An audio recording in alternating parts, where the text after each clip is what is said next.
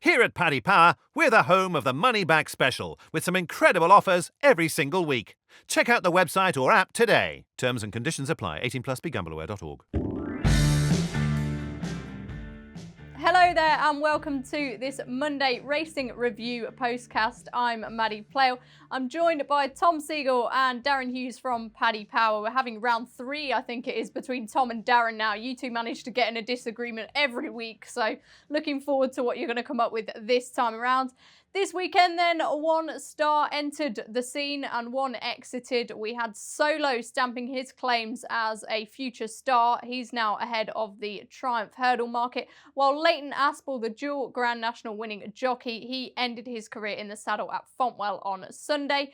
First off, let's give first word to Leighton Aspell, because not many jockeys win 2 Grand Nationals. Pinot de Rey in 2014 and Many Clouds, the brilliant Many Clouds, in 2015. Tom, for you, what was so good about Leighton Aspell as a rider? He had a brain, Maddy. Not many of them have brains. He had a brain. He used to just sit in the right place, didn't he? And he just, look, horses settled, jumped, did all the right things for him, didn't he? So he was definitely one of the best riders in there. Someone said the other day he reminded them, and him and Noel Feely were very similar, and I agree. They were just in the right place. Horses settled, horses jumped. What more do you want? And a particular ride that stood out? Many Clouds in the Hennessy, probably. That was the big one. I know the Sherwoods, that was the one they were looking forward to they've been thinking about it for 2 years. And so maybe that day, obviously the National, well, that was sort of a bit of a shock to everyone, I think, 33-1 or something, wasn't he? So, of course, that was a big day. But I think the Hennessy is the day that they sort of expected to happen. So maybe that's the one I remember best. Yeah, I think it was 25-1 for that Grand National. I couldn't believe it looking back. I thought the horse he was Many Clouds. He was superb. How did he manage to go for 25-1? Finished lapped in the Cheltenham Gold Cup about weeks before. So look, that's the way that people think about racing, isn't it? They thought you had too hard a race. Yeah, I remember even Oliver Sherwood hinting that maybe he had. Anyway, don't forget about Pinot de Rey the year before as well. Darren, Leighton Aspell, a lovely bloke, and will be much missed, by everyone in the weighing room and the racing media. Yeah, I'd agree with Tom's summation there. Himself and Noel Feely, very similar. They just didn't make mistakes. That was the thing. Like, you never came away and said, to hell with that Leighton Aspell. Why did he do this, that, or the other? He generally just did the right thing and didn't try to be too flash about it. Brilliant rider, and it's really nice to see him retire in one piece. I think he said himself he was relatively lucky with injuries in comparison to some of his weighroom colleagues. The one that stands out for me is his Many Clouds last race. I was lucky enough to be in Cheltenham that day, and I've never experienced that atmosphere like it before or since. I've been to the festival since that, and the kind of the dead silence.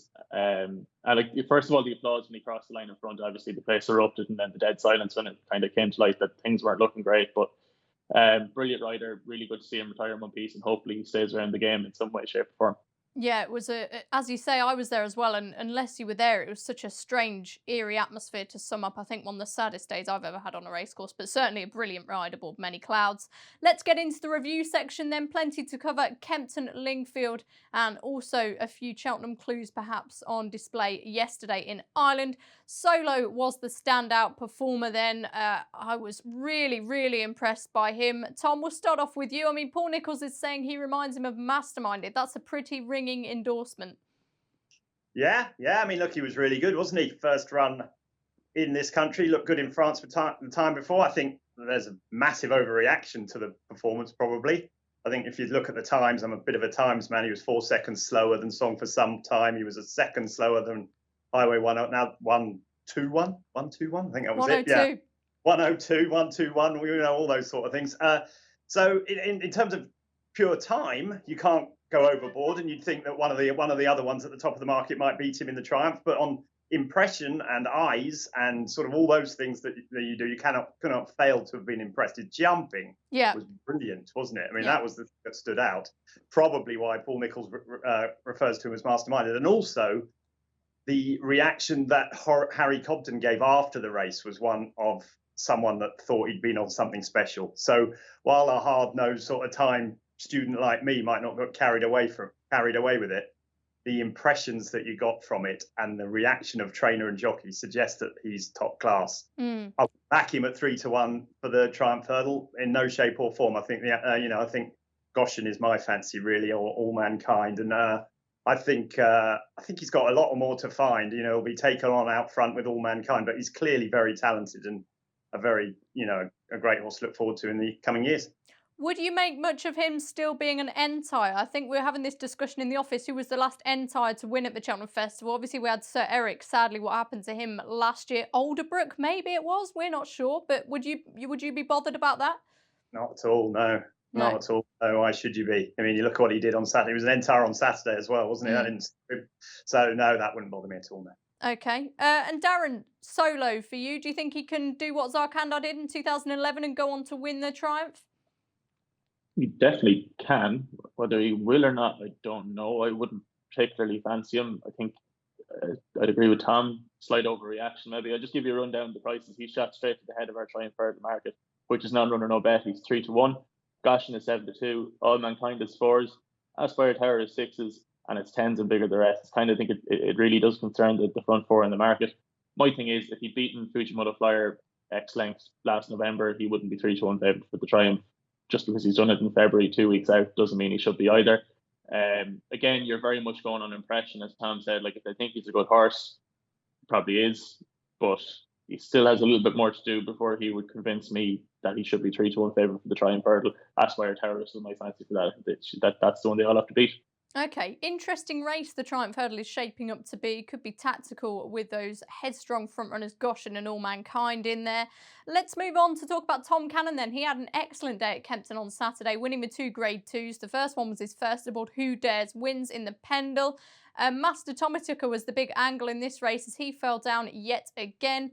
Darren, what do we make of Who Dares Wins first off? I mean, he's in the Marsh, the RSA, the Ultima. Would he interest you for any of those targets? Certainly not. No, very hard race he had at the weekend. It's only a couple of weeks to the Cheltenham Festival. Don't think it's really championship winning form either. Like, he was grand and he showed a really good attitude to stick his head down and go and win. But like, Southfield Stone isn't going to be troubling anyone in the Marsh or any of the novice chases to Cheltenham. I thought the one to take out it might be Comanche Red. I think another half mile would suit him down to the ground. Yeah, like, it was grand. Good to get the win into him, but he wouldn't be bothering the principals, I wouldn't think, in the championship races come Cheltenham. I'd be inclined to agree. I was a Comanche Red fan. I thought maybe just the ground was a bit lively. He was a bit sticky early on and it got him on the back foot. Tom, Who Dares Wins. Interesting little horse this. He's shown his talents on a range of stages now. Amazing horse, isn't he? Absolutely. Imagine owning Who Dares Wins. You know, Northumberland Plates, placed in Group 1s on the flat, 5th in a Coral Cup. What a great horse he's been. Can he win at Cheltenham? I don't think he can win a championship race. I don't know what handicap he'll get in the Ultima, but does he stay that far? I'm not sure I'd back him in an Ultima. I'd like him to. I think 3 miles will be good for him myself. Okay. I'd just like novices in handicap chases at Cheltenham. Always have done. They've got a great record. Always will do. They don't. They're sort of hide their lights under a bushel, don't they? The handicapper can't get hold of them. They've only had a few runs.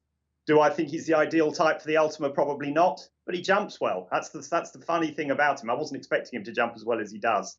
When he got beaten by Mr. Tommy Tucker first time up, staggering how well he jumped, and he did so again. Whether Cheltenham in a hustle and bustle of an Ultima he'll be able to do it, I doubt. He wouldn't be on my radar, but just an amazing horse, and one we should get behind. Really, he's great. Yeah, I think you make a valid point there. It's not all about Cheltenham, and this horse has achieved a hell of a lot. What do you make of the faller? Because Paul Nicholls will be scratching his head about him. He just seems to do the same. It was near the same fence, I think. It was a very similar style of fall. What would you do with him now? Do you think he would have won? Yeah, I do. I think he would have won, and I don't think it would have been close, really. What I would do? I don't know. You're supposed to go to Aintree with him on a flat track and give him one more shot. Back of a fences still? Yeah, I mean, he jumped really well, didn't he? Apart from that one fence, he was winging his fences, wasn't he? And now that's twice he's fallen there. What would I'd give him a shot. Give him one more shot. He's clearly very talented, but he does lots wrong, doesn't he? He keeps falling at that fence. He wears a hood. He pulls hard. Is he a horse that I would have long-term ambitions for? I don't know yet. I'll have to see him again. I think he's extremely talented, but that was a hard fall he took again, wasn't he? So if he was a big price at Aintree, in that Grade 1 there, then maybe I'd take a flyer at him. But I think he's sort of a public horse now, isn't he? People keep talking about Mr. Tommy Tucker as being this superstar. he only beat Southfield. Hughes wins narrowly, didn't he, on his debut, and he's fallen twice since. So I'm yet to be convinced. But, for 3/4 of the race, he looked really good. Yeah, nicely summed up. You're talking about hooded horses who run keenly. Another one who fits into that category is the Dovecote winner, Highway 102. Tom, we spoke about his claims on Monday's show, and he duly went and did the business. He looks a smart horse. Did you have your £500,000 on him, Maddy? No, I didn't. It was probably more like £5. But yeah, he's a horse I really like. He's lovely, isn't he? He was really good. I thought he was, obviously once again, I go back to the times, he was the Kingwell was massively faster than the others, but he was good, wasn't he? He's another one that's hooded and pulls a bit hard, but I can't wait to see him over fences. I think 2 miles on a flat track, and I think he'll be a good chaser. I really do. I mean, obviously he's a good hurdler as well, but yeah, there's a lot to like about him. I like horses I think there's a massive advantage when the ground gets decent for those sort of free-flowing front runners like he is. Bet you can't say that after 3 pints. Free-flowing front runners. But I liked him. I thought he was good. You put me onto him, Maddy. I didn't have a penny on like you told me to, but I should have. Bless you, Tom. He is entered in the Imperial Cup, but I don't know. Maybe Chris Gordon won't run him. Darren, your thoughts on Highway 102? Yeah, I think the front three here are horses for next year. I don't think they'd trouble the principals in any of the big novice hurdles at the main festivals. But I agree with Tom. That winner will make a fine chaser. I'd say West Cork is probably a horse for next year as well. I know they kind of thought highly of him this year, and he looks he's a only bit really of a put it stayer together to me. once. Yeah, he could probably do it a little bit further as well, but I just think a bit of maturity will do him no harm. And I think Anthony Honeyball thinks a little bit of that kid commando as well. So we might be able to look back in this race in 12 months' time and go, yeah, that actually wasn't too bad of a contest. But for the immediate future, it was grand. It was fine. Okay, nicely summed up there. Song for Someone. Tom, you're very keen to talk about his time. I mean, I was a Diego De Charmy backer. I must admit, Keith Melrose on the Friday show, he charmed me into having a couple of quid on him, and that was agony. Heartbreaking, man. Yeah, look, it's the same again, isn't it? The time was good, the form, what can you say? Once again, it's another one of those races. I don't know what price Darren will probably tell us Song for Someone was in running, jumping 2 out, but he must have been a huge price. He looked like for all the world that he was cooked. But I think he just needs to go up in trip, doesn't he? I think 2 miles round there was really far too sharp for him. I think, maybe 3 miles next year, maybe a Stayers Hurdle type horse next year. You never know, he could take off in that sphere. He obviously stayed very well at Ascot the time before. Champion hurdle form, nowhere near it. Yeah. But he's going to be a good horse. He's a young horse with a good young trainer who will flourish over further. I don't think he's massive. I'm not sure he'll ever become a superstar chaser. So, maybe a Stayers Hurdle type horse for next year. You never know. Yeah, it's interesting you talk about his sort of pedigree and his profile, because he's by Medician. There has been some good jump horses by Medician, but obviously associated with flat horses largely. Darren, Song for Someone, I mean, I don't even think he's in the champion hurdle, but could make up into a nice little horse. He's got the right attitude and he's going the right way for a small trainer in Tom Simmons. Yeah, he hit 490 in running. I just checked it here. I think he was matched for small money on the exchanges. I don't know what he was in running for us with the fixed odds prices. But he was grand. I'd say he was very strong in the market. I'd say that's more down to sincere and severe doubts about the others in the race as opposed to him being any great oracle of a horse or anything like that. Yeah, look, grand. I'd say this was very weak, to be honest with you. It was a race full of regressive horses or horses who really aren't up to the highest standards. Good to see Tom Simmons with a good horse. That'd probably be his stable star, and fair play to him. But again, going forward, there wouldn't be too much for me to take out of this, I wouldn't think. Yeah, Song for Someone had that form with Thomas Darby, who ran in extraordinary national spirit. We'll talk about that a little bit later on. Let's move on to the feature handicap chase then. Mr. Malarkey won it under John Joe O'Neill Jr. Another big win for him. And Tom, you tipped him, so you can talk about why you thought he was such a good bet. Well, no rocket science behind it, Maddy. He was 4th in the RSA last year, wasn't he? Back in the handicap company. You got Santini top of the game, Delta work, haven't you? He was beaten a long way, I get it, but he'd won the Reynoldstown. He was back in a handicap company. It was basically a ground tip. Do you think? Yeah, he just needs good ground. He just, those horses that have been running around in the mud. If Cheltenham want him up, I'm sitting here in my living room here, and it's absolutely pouring down again. So I have no idea what the ground will be like at Cheltenham. But if it was to dry out, we'll get all that soft ground form will be turned on its head. And I just thought that was it. We saw it at Newbury the other day for the Betfair meeting. We saw it again on Saturday. When the ground changes, everything changes, doesn't it? And I thought he was just a big price on what he did last year, really. You're obviously guessing a bit, but he had run well. I went back and had a good look at the Ladbrokes Trophy. And if you had a look at that again, he sort of looped the field around the outside, and he was probably third jumping 2 out or fourth jumping 2 out.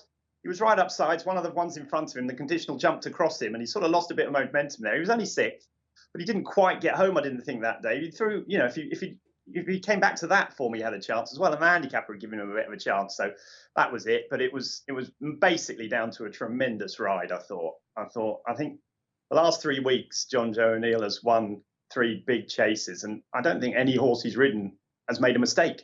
All 3 of them have jumped impeccably. He's a brilliant at getting his horses to see, seeing a stride and jumping fences. That's his, people talk about his strength and all those other things. I think he's just a brilliant chase jockey. And, if you get him on one of yours at Cheltenham, I think you're on to a good thing there. I think that's one of a bit of an angle in. Okay. And as you see, Colin Tizard's using him to great effect. And any horses in behind catch your eye for any future targets? Mr. Malarkey, would you be interested in him for something like the Ultima? Once again, it depends on the ground. And the same with Kildesart. I thought Kildesart ran an interesting race, actually. He's been back out of form too, and he might be another one that likes better ground. But once again, he was fourth to Deffy and lost in translation in the, whatever it was called, JLT back then, and then beat Mr. Malarkey at Aintree, and he beat him quite comfortably. He's a horse that he's in the National. Now, I quite fancy him to run well in the Ultima if it came up good or decent ground, because he's obviously got that Cheltenham form. He looks a strong stayer to me, and he's not without a squeak at a big price if the ground wasn't too desperate in the National. His jumping's a bit iffy. But as we always say these days, if you get over the first 3 or 4 in the National, the fences are about 3 foot tall by the come around the second half, because they've knocked all the stuffing out of them. So he's quite an interesting horse going forward, I think, Kildesart. I think a couple of the lads in the office will share that view. I think he's about 20-1 for the Ultima. Darren, Mr. Malarkey, your take out from his performance? It's like Tom's after reading my notes. It's John Joe O'Neill is what I have down here. Absolutely brilliant. Just the way he presents hang on a minute. I think we need to take a pause because I'm not used to you two getting along so well. Be kind. I am being kind. I'm just not used to it. Sorry, take it away, Darren.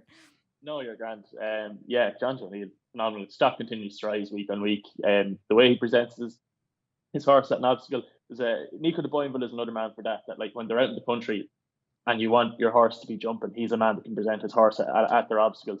And John Joe O'Neill reminds me very much of that. You see him up on your horse and you take it as a massive positive if you back it. He's absolutely phenomenal. He's really a lad that's going places. Value the form, hard to say. Yeah, interesting Kildare as well. He was given an interesting ride to say the least, held up out the back. For me, John Joe is the one to take out of that. I think he's, in years to come, we'll be looking back and saying that this is kind of where he started out. This is his breakthrough year. Okay, that's interesting. Talking about beating horses, I mentioned on Friday's show, I might have said it on Monday as well, Talk is Cheap is my one for the Grand National. I thought he ran okay, pulled up in the end, but I'll be keeping my eye on him. Tom will be keeping his eye on Kildesart for Aintree. Let's go over to Lingfield then, and it was a Frankie Dettori tour de force around there with Dubai Warrior winning the Winter Derby. Do you put this performance solely down to the Master's tactics, Tom, or do you think he was plainly the better horse than Bangkok? Both. Frankie was just totally different class, wasn't he? Do you think what sets him apart? Is it his confidence to do things that other jockeys wouldn't necessarily do? He's just better than them, isn't he? He's just simply better. I mean, you'd watch any football game, you watch any cricket game, you watch any sport or anything, any walk of life, and some people are just better than the others. Frankie's just better, isn't he? He just knows what to do. He understands what kind of horse he's got. Dubai Warrior, someone was telling me all these stride length stuff. So I'm not quite sure what that means, but he's got a huge, massive stride. So there's just no point in holding him up. And they just got their tactics spot on. I think John Gosden's got a big part to play in that as well. The two of them get together and they just dominate these races. They're never in the wrong place. Frankie had it sewn up from, 10 yards after they'd started, hadn't they? I mean, he was out in front with a 3-length lead and Bangkok was pulling hard in behind. It was over. So, Yeah, he's a good horse. I don't know how good he will be on the flat. He looks like a long striding horse. Maybe a race like the Eclipse from the front might be a race from him if it was very fast ground. Sandown's a great track for front runners. Maybe Ascot as well. Something at Ascot might suit him with that short straight. But he'll need fast ground. That's the key to him. I think, as we saw last year in France, he hates soft ground. But Frankie was brilliant. Simple as that. Wissa Hickam won this at short odds last year. It didn't really work out for him. Do you think punters should be wary of taking an all-weather horse like him onto the turf? Yeah, a little bit. But, before then, he'll have run on the turf somewhere, won't he? We'll be able to get that impression. Maybe one of those Gordon Richards stakes or something like that, or something, or he might run in. So we'll be able to get a handle on him before he runs in one of those big races. But Wissa Hickam had won the Cambridgeshire, hadn't he? So so there's no problem with him on the ground. So we'll see. Sometimes yes, sometimes no. I don't think it's a rule. Our rule you can take hard and fast. Okay. And Darren, did you price him up for anything fancy? I suppose not at this stage. Not at this stage, Maddy, as far as I can see here in front of me. Thought this was very good. They did a really interesting piece of analysis on this on ATR yesterday. It kind of broke down the entire race, both from Frankie's ride point of view, but also Kieran O'Neill on the second horse. And I thought it was absolutely fascinating. It was Kevin Blake and Sean Boyce, a couple others maybe as well. I'd encourage anyone to go back and watch that. It's about 4 minutes long. This was grand. I think Bangkok is probably a talented animal, but he is a very narrow set of circumstances in which he can be at his best. He kind of really needs things to go his way. I think he's very awkward.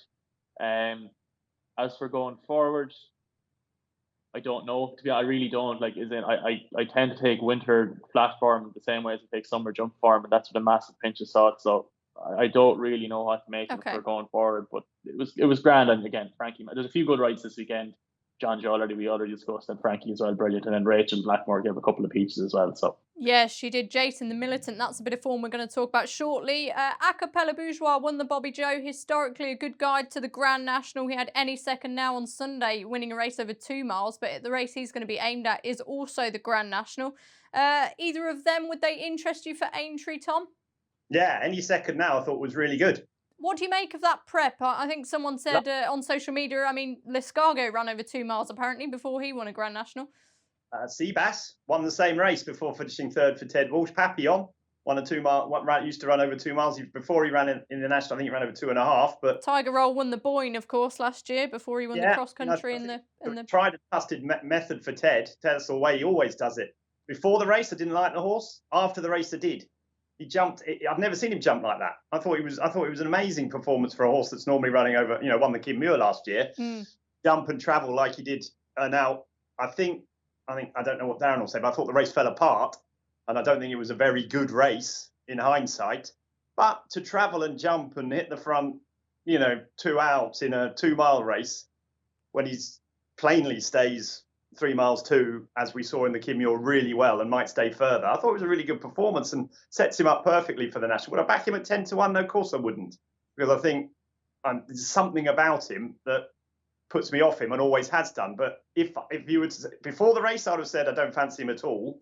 Now I do fancy him a bit. I think he'll run really well. Okay, let's talk about some other horses. William Henry, he won the National Spirit. That was an incredible finish with Keldestan and Thomas Darby maybe just going a bit too soon, tying up on the run for home. Andy Dufresne was well beaten behind Jason the Militant, as I said. And Tom, totally not interested by Acapella Bourgeois, another horse who I mentioned there. Darren, who would you pick out of that group I've just sort of introduced to you? Am I allowed to say none of them? Any second now was good. I don't know. I actually had to do a double take yesterday. And it's that the same horse that won the Kim Muir last year, because he has no right to be winning credit chases up 2 miles. And he's now 12-1 for the champion hurdle, or for the Grand National. I beg your pardon. So I'll give you a full rundown of that betting. The infamous Tiger Roll, of course, had our market at 5s. Any second now is 12s. Burrow Saint is 12s. Kimberlite Candy is 16s. Walk in the Mill is 16s. Magical Light is 16s. Lebroy is 16s, and it's 20s, and bigger the rest after that. And we're non-runner, no bet in the Grand National also. Any second now, I don't know how he managed to win a race over 2 miles. I don't know how he managed to jump well. He seems to only jump well once every 10 starts. I don't know whether that's on purpose or by accident. Thought this was good, and obviously Ted Walsh knows how to train a Grand National winner. So it's a lot in his favour there. Jason the Militant, I think that race was kind of was a bit not much strange, to it. wasn't Maybe. it? Rachel Blackmore Yeah, gave him a wonderful ride, I thought. an absolute peach. Rachel is class. Like, as in, she's absolutely brilliant. After Paul Townend and Davey maybe. She's who I'd like to see up on my horse if I won back, because I think she's absolutely brilliant. Again, she doesn't make mistakes, but as well as that, she does this thing that only very few jockeys do. She gets horses that shouldn't win to win, and not many jockeys actually do that. And she's definitely one. I thought that National Spirit Hurdle was muck. I thought that was really bad. Anyone that backed Thomas Darby for the Champion Hurdle is kind of feeling a little bit sorry for themselves now. Thought the quality of the race on Sunday wasn't brilliant, but there might be a few pointers, and that'd be for the Grand National in the shape of any second now. Okay, so we started the show by talking about Paul Nicholls and Solo, and after this break, we're going to talk about race he has dominated in recent years, so stick with us. I'm Jose Mourinho. I know a thing or two about being special.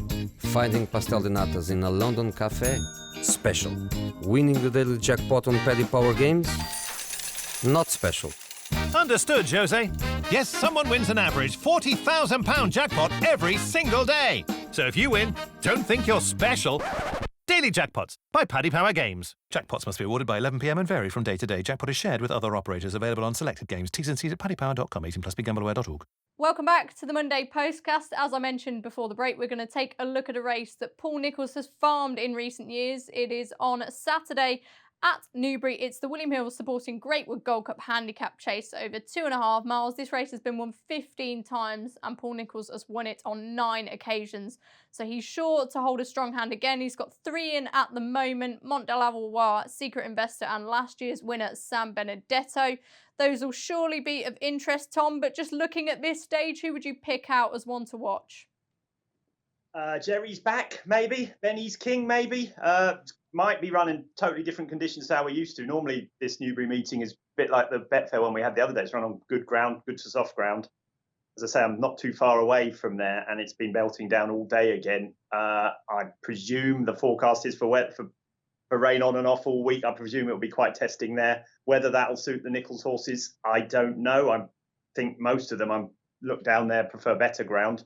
The one I say is Jerry's back, but whether he's going to go here or go to Cheltenham, I don't know. I mean, he's obviously a well-handicapped horse. He ran really well last time at Ascot when he was third to, and you're going to remind me, I can't remember the horse who won the race, but he ran really well over 3 miles on heavy ground. I actually think 2.5 miles is his perfect trip. Maybe better ground will help him. Regal Encore won the race. That's what I was thinking of. There we go. Regal Encore and Acting Lass, and he was in third with Black Corton back in fourth. Black Corton, as we saw, ran very well. I think the better ground will suit him. Maybe he wants a bit further, ideally, but, he's a very well handicapped horse. As I say, I think 2.5 miles might be his trip, actually. Might be worth a shot at it. Philip Hobbs's horse is running really well. I've just been writing my weekender piece about how he's just totally gone. I didn't realise how many good chances he's got at Cheltenham next week. Go on, run us through them then.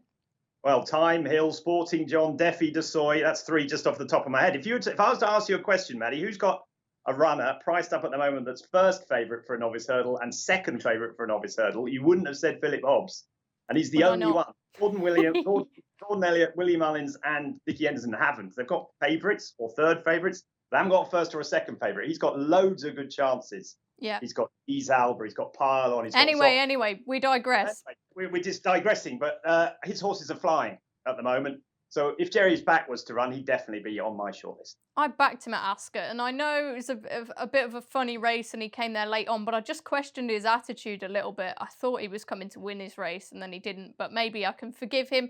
Darren, no prices for this one just yet. Would you also be a fan of Jerry's back? Yeah, I don't know. I wish he'd come to me first.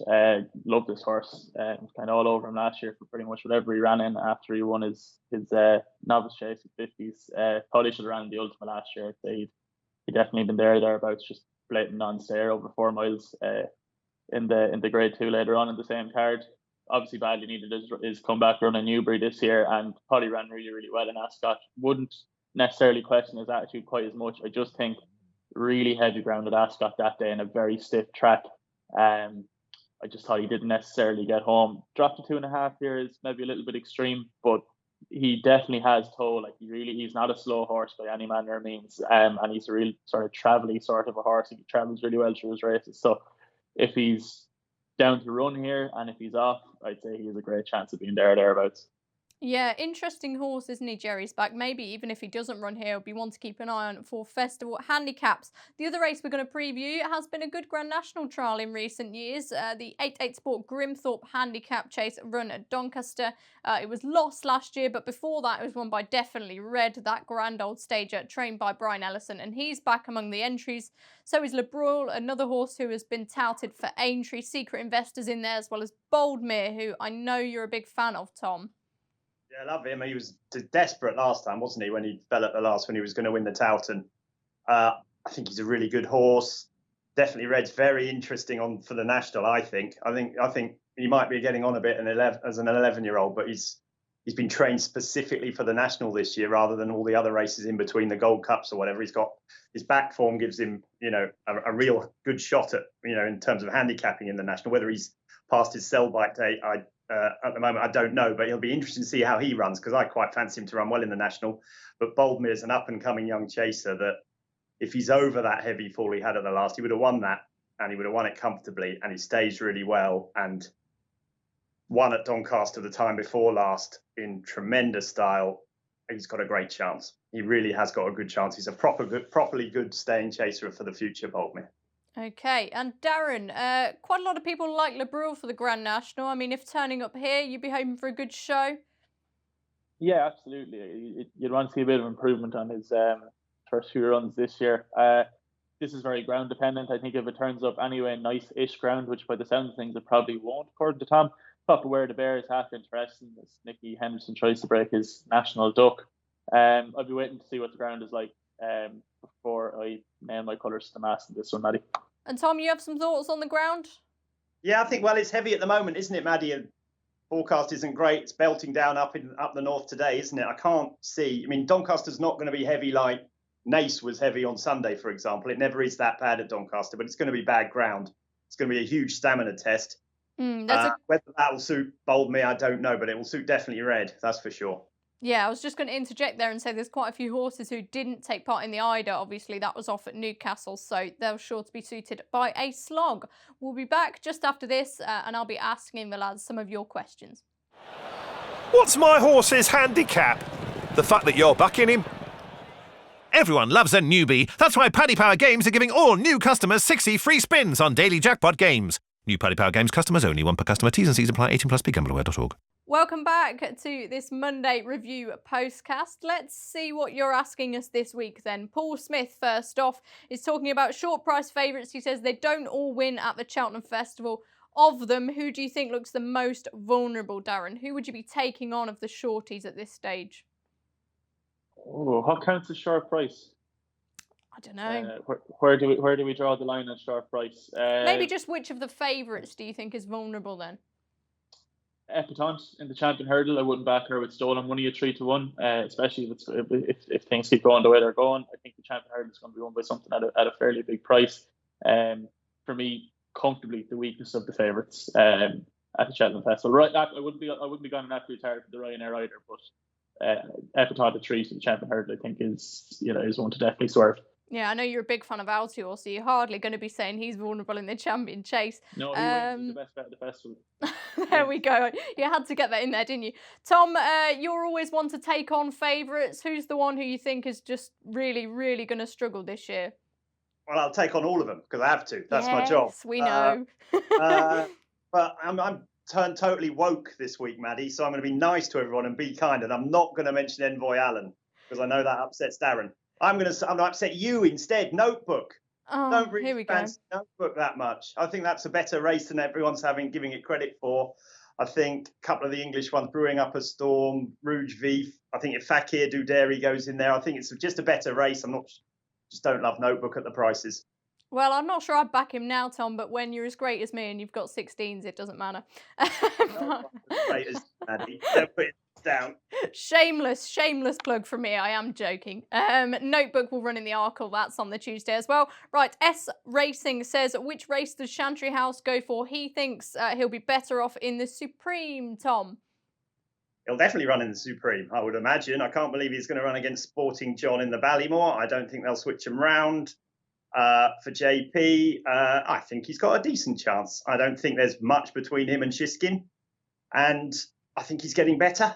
I could run well, definitely could run well. Yeah, and Darren, Chantry House for you, would you be staying to the Supreme or going for the longer trip in the Ballymore? Ballymore's already wrapped up. Envoy Lane is that one. So I suppose your best bet is to go for the Supreme, where you might have some chance of winning the race. I think you could finish second this year in Furlong, so I think he's the winner of the Supreme this year. I agree with Tom. He's improving. That's the thing. It's hard to get a handle on how good Chantry House is yet, because he's one that might be improving slightly quicker than the others at this point. We haven't seen him put to the test in as serious a race just yet. Okay, interested to see what happens with all these star novices and where they end up. It's looking a cracking division, isn't it? Alex Kerr says, were you impressed by Farouk Dalen and could he give it appreciate it? Something to think about. There's been a lot of noise about this horse, Darren. He won yesterday, the Bumper. You think it's a good race? Yeah, I doubt he'll run, Alex, in the Champion Bumper. Jigginstown are very well known for not really liking that as a race to send horses to, so I'd hold on to your cash from that point of view. I think that Bumper yesterday, Nate, was absolutely red hot. Was it Column of Fire? Was it that was second, or Stellar that was third?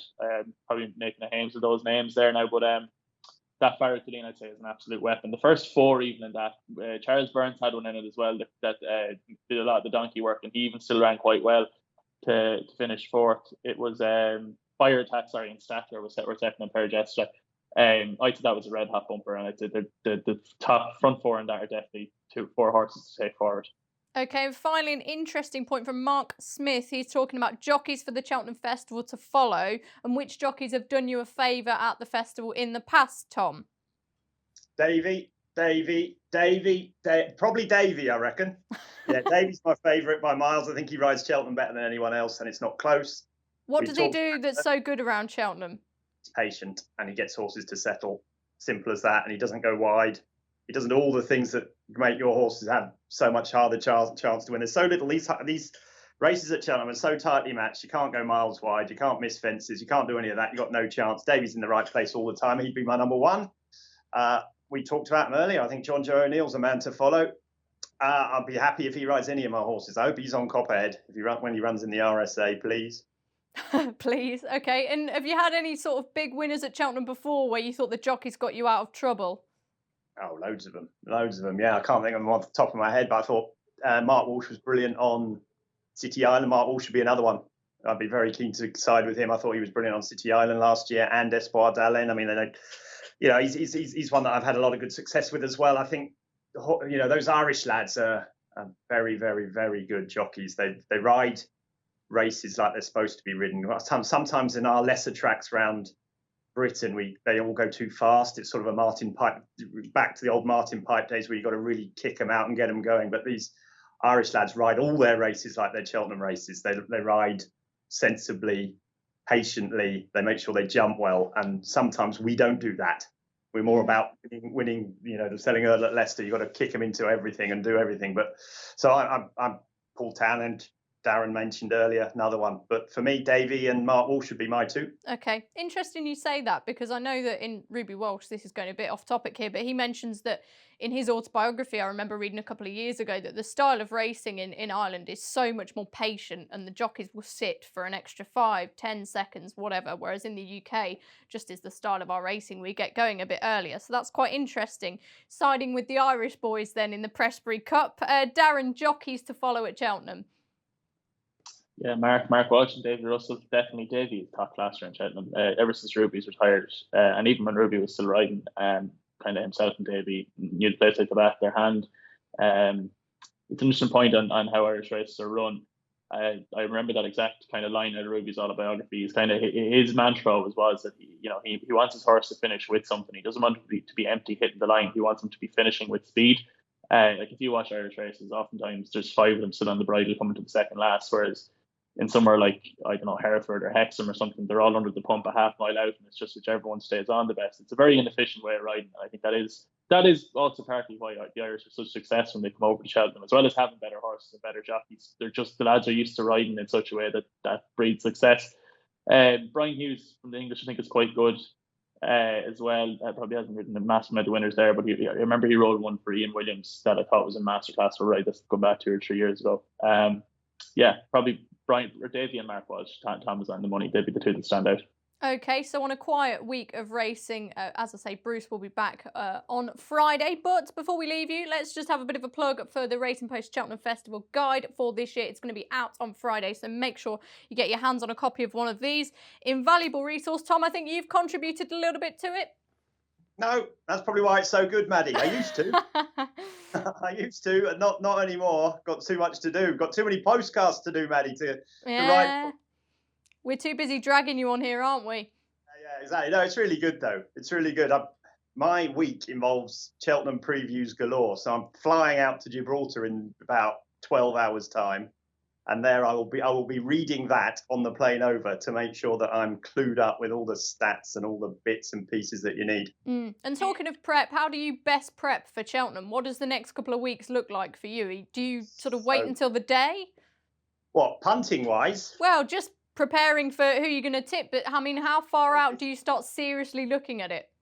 Well, I wish I had time to think about it, Maddy. I'm just out nearly every day now until probably 3 days before Cheltenham. So I don't have that much time to prep. But look, I know all these horses. We know all these horses now, don't we? It's not like you have to look at some sprint handicap at somewhere where you don't know any of them or you haven't watched any of them. So hopefully I know them all already. But how much? I mean, I'll be talking about it and thinking about it from now on in. How many horses can you convince yourself to back between now and that Tuesday?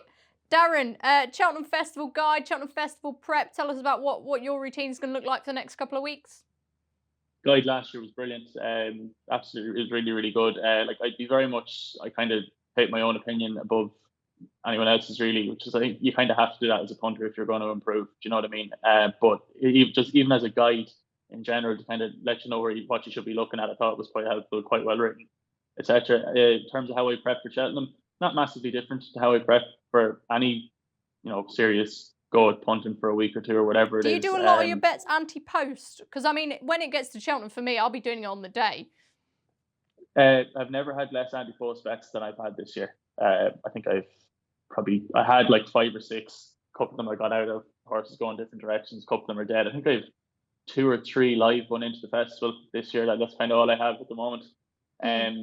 My punting will probably slow down a little bit over the next 2 weeks or so, because it's kind of at that end of that stage of the season where horses are no longer being aimed at Cheltenham, obviously aren't running at the weekends and stuff like that.